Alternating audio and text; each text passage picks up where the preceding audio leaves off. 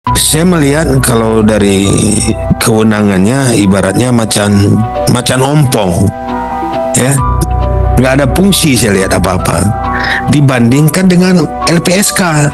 KPAI ini kepanjangannya Komisi Perlindungan Anak Indonesia. Tetapi kenapa lebih menyentuh lagi LPSK memberikan kontribusi kepada anak tersebut? Ini menjadi pertanyaan juga ini. Apa tugas-tugas KPAI juga? Saya lihat saya juga di daerah tidak ada menyentuh kok dengan masyarakat yang menjadi korban terkhusus untuk anak-anak. Makanya kalau bisa ini Bu, kita revisi lah ini undang-undangnya.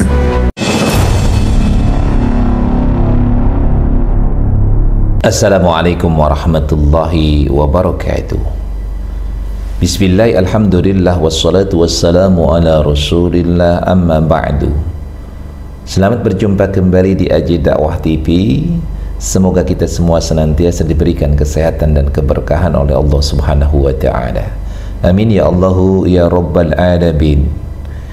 Di video kali ini kita akan membahas tentang KPAI, Komisi Perlindungan Anak Indonesia, di mana pada hari kemarin KPAI itu bertemu dengan Komisi 8 di gedung DPR RI, di mana Komisi 8 ingin mendengar atau mengaudiensi apa saja yang sudah dilakukan oleh KPAI.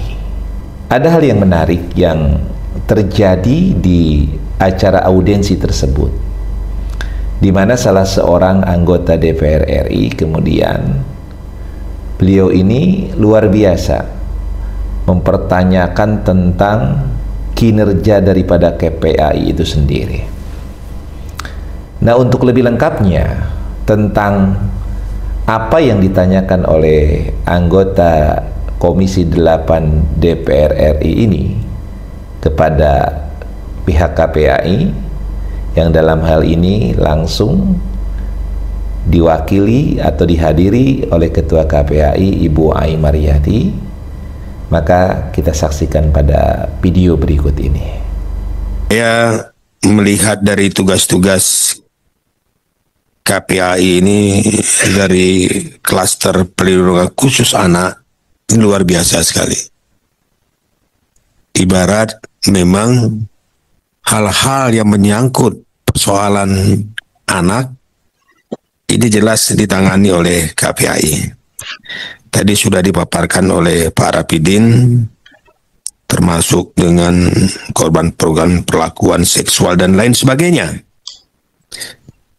Saya melihat kalau dari kewenangannya ibaratnya macan ompong, ya, nggak ada fungsi saya lihat apa-apa dibandingkan dengan LPSK. LPSK ini kemarin ada kejadian seorang guru memperkosa muridnya dan mengawili anaknya di Berandan. Ini LPSK menangani secara khusus. Harusnya ini adalah tugas KPAI sebenarnya. Mereka diberi hak prosedural, mereka diberi bantuan rehabilitasi, psikologi, dan fasilitas restitusi, diberikan kompensasi uang malahan kepada anak korban tersebut. Padahal itu adalah lembaga perlindungan saksi dan korban. Kalau kita lihat di sini, menyangkut KPAI ini kepanjangannya Komisi Perlindungan Anak Indonesia. Tetapi kenapa lebih menyentuh lagi LPSK memberikan kontribusi kepada anak tersebut? Ini menjadi pertanyaan juga ini. Apa tugas-tugas KPAI juga? Saya lihat saya juga di daerah tidak ada menyentuh kok dengan masyarakat yang menjadi korban terkhusus untuk anak-anak. Makanya kalau bisa ini Bu, kita revisi lah ini undang-undangnya, agar KPAI ini lebih dominan daripada LPSK yang memberi santunan kepada korban tersebut daripada KPAI ini. Nggak ada apa-apanya. Jadi kita jangan menuntut terlalu besar kalau memang ini tidak kita revisi. Ini dari kunci dari segala-galanya. Saya rasa program-programnya Ibu sampaikan ini hanya barangkali Sosialisasi saja, menyampaikan kepada masyarakat, menyampaikan kepada korban, tapi tidak lanjutnya, tidak ada apa-apanya. Dari apa yang disampaikan oleh anggota Komisi 8 DPR RI ini, setidaknya ada 5 poin yang bisa kita catat.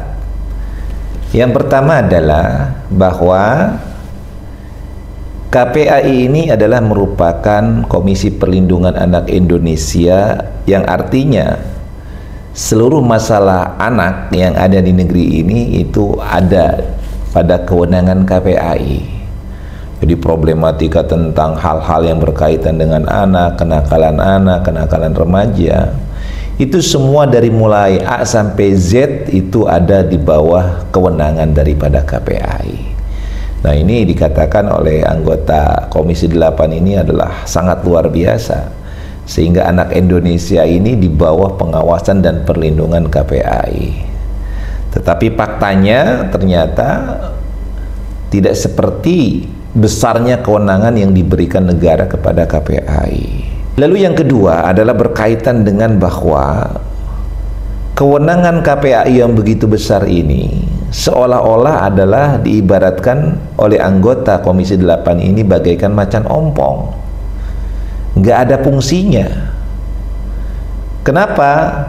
Karena memang banyak kejadian-kejadian yang menimpa kepada anak-anak di negeri ini, dari mulai provinsi yang maju sampai provinsi yang memang agak terlambat kemajuannya, dari provinsi yang ada di Pulau Jawa, Kalimantan dan lain sebagainya, terutama di daerah-daerah itu tidak terlihat kinerja daripada KPAI. Jadi diibaratkan oleh anggota Komisi 8 ini sebagai macan ompong, nggak ada fungsinya. Di kalimatnya nggak ada fungsinya. Jadi KPAI itu kewenangannya besar, diberikan oleh negara, tapi nggak ada fungsinya bagi perlindungan anak-anak yang ada di negeri ini. Bahkan kemudian beliau mengibaratkan lebih besar daripada peran LPSK, Lembaga Perlindungan Saksi dan Korban. Bahkan LPSK ini itu kelihatan perannya ketika ada anak-anak yang jadi korban, baik itu diperkosa ataupun korban-korban pencabulan dan lain sebagainya, yang turun langsung menemui korban, membantu korban, bahkan menyantuni korban itu adalah dari Lembaga Perlindungan Saksi dan Korban. Jadi dalam bahasa anggota Dewan Komisi 8 ini, dia mengatakan bahwa seolah-olah yang memiliki peran itu adalah LPSK. Padahal LPSK itu kan perlindungan saksi dan korban, bukan perlindungan anak. Seharusnya yang memiliki peran ketika ada anak-anak yang jadi korban atau anak-anak yang terdampak dari perbuatan-perbuatan yang merupakan perbuatan pidana, entahlah itu pemerkosaan, pelecehan, pencabulan atau lain sebagainya, maka seharusnya KPAI yang berdiri di depan, yang paling ngerti, yang paling paham dan harus bertindak.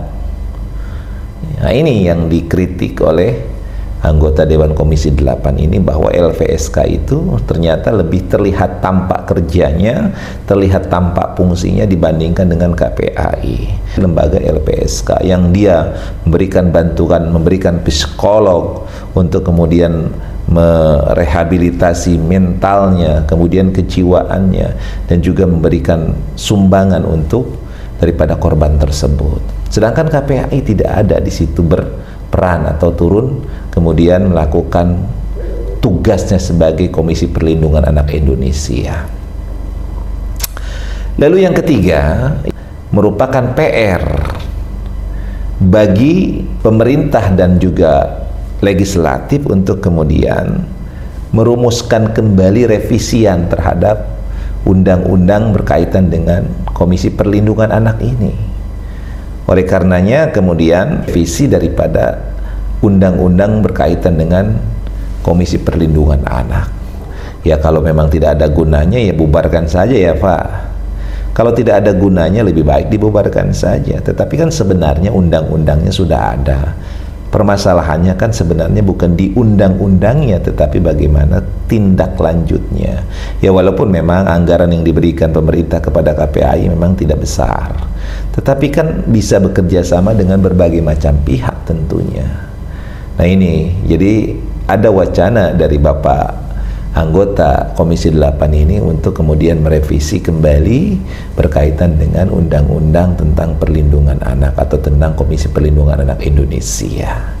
Dan yang keempat adalah berkaitan dengan selama ini KPAI itu perannya hanyalah sosialisasi saja, tidak ada tindak yang nyata, hanya sebuah rekomendasi, sebuah kajian, tetapi tidak ada tindakan yang nyata. Ya sebagaimana yang terjadi kepada pola pendidikan atau program pendidikan militer Kang Deddy Mulyadi atau program pendidikan kebangsaan yang diselenggarakan oleh Gubernur Jawa Barat, ya itu pun KPAI hanya bisa merekomendasikan. Anak-anak di jalanan yang masih terlantar, anak-anak yang tidak sekolah tidak juga ditangani oleh KPAI. Kemudian tawuran yang dilakukan oleh anak-anak remaja, anak-anak yang masih sekolah, para pelajar statusnya tidak juga ditangani oleh KPAI. KPAI hanya merekomendasikan.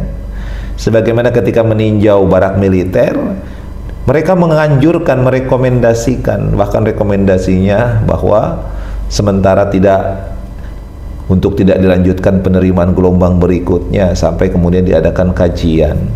Padahal sudah emergensi, sudah sangat-sangat darurat. Nah, kedaruratan inilah yang kemudian membuat Kang Deddy Mulyadi merilis atau mengadakan kegiatan program pendidikan militer atau pendidikan kebangsaan. Jadi KPAI pusat ini yang di bawah komando Ibu Ai Mariyati ini, ya, Ibu Ai ini memang luar biasa mengkritik berbagai macam kebijakan yang dilakukan oleh Kang Deddy Mulyadi berkaitan dengan pembinaan anak. Ya mungkin salah satunya yang dikritik juga berkaitan dengan penerapan jam malam bagi pelajar. Dikritik juga.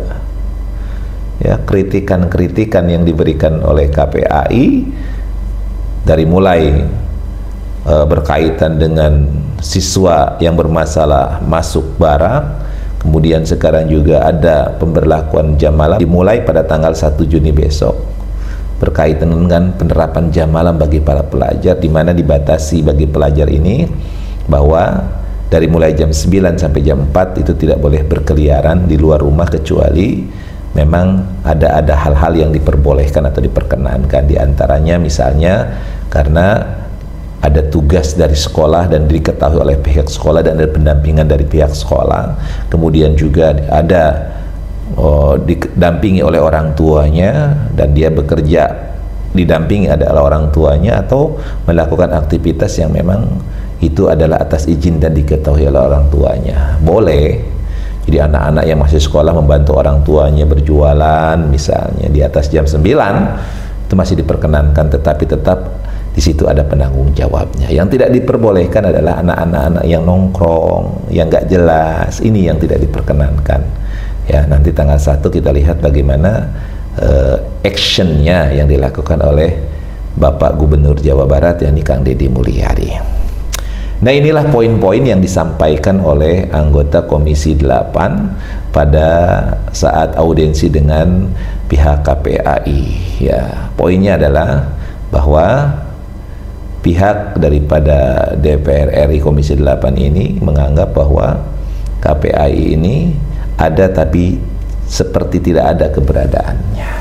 Nah, mudah-mudahan ini juga menjadi sebuah hal yang akan memberikan perbaikan kepada KPAI ke depannya sehingga bisa bergerak, bisa bekerja sesuai dengan kewenangan yang diberikan oleh negara kepada KPAI. Kita yakin bahwa KPAI ini adalah lembaga yang sebenarnya sangat dibutuhkan. Tinggal bagaimana kinerjanya, bagaimana bukti kerjanya terhadap apa yang terjadi pada anak-anak di negeri ini.